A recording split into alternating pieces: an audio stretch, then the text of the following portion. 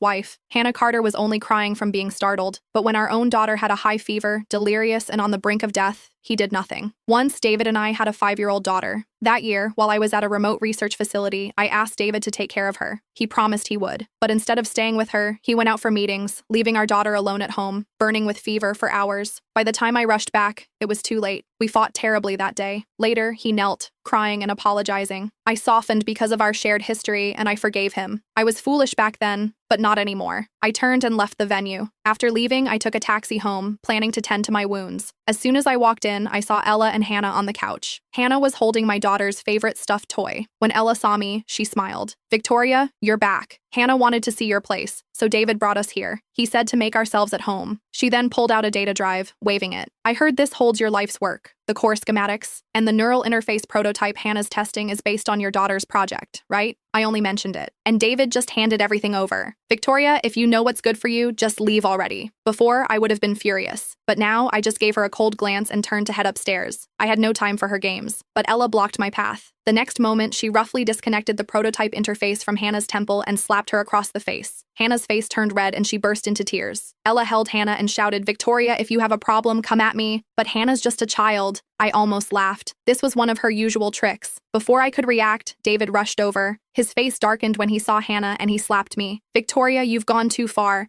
How could you hurt a child? Hannah is Ella's niece. They were just lightening the mood.